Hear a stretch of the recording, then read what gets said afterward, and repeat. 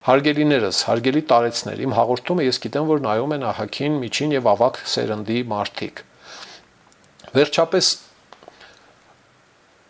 չեք ուզում, բայց գիտություն ընդունեք, էլի որ սովետը մեռել է, ժողովուրդ։ Այդ վերակենդանացման փորձերը նույնն է, որ հերուտանից տեղից էլի մեռած մարդուն 50-60 տարի հետո որոշեք վերակենդանացնել։ Դա քաղաքական հանգուցյալ է, դա Պուտինի վիշտն է։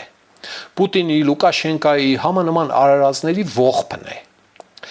Այս ժամանակակից աշխարհը, այս պետությունը,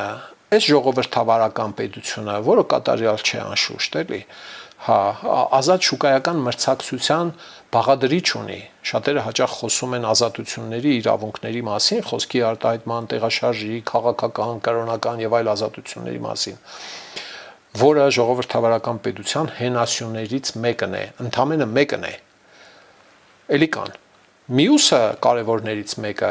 ազատ մրցակցային շուկայական տնտեսությունն է, որտեղ պետք է պետությունը ապականիչ միջամտություն չգործադրի։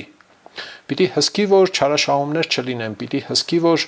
կողոպուտ թալան չլինի, պիտի հսկի, որ հակամրցակցային պայմանավորվածության չկան բենզիններ, կրողները եւ լիքը ուրիշ բաներ, մոնոպոլիաներ չսարքեն, էլի արհեստական։ Անշուշտ այդ դերակատարությունը ունի պետությունը։